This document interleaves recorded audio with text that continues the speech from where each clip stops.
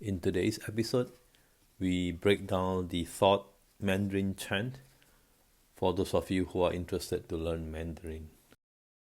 In the earlier episode, we chanted this Mandarin chant together with the Sanskrit chant and the corresponding English chant. Let's hear it one more time. 须菩提，过去心不可得，现在心不可得，未来心不可得。Let's break the sentence into 4 sections. The first section is 须菩提, Subhuti, who is one of Buddha's chief disciples.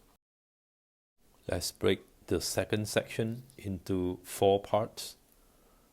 过去, past, 心, mind, 不可, not, 得, apprehensible. The third section is very similar to second section. The only difference is the first part, 现在, current. Similarly, for the last section, the only difference is the first part, 未来, future. Let's chant the whole thing twice.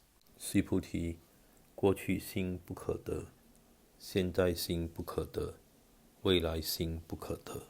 须菩提，过去心不可得，现在心不可得，未来心不可得。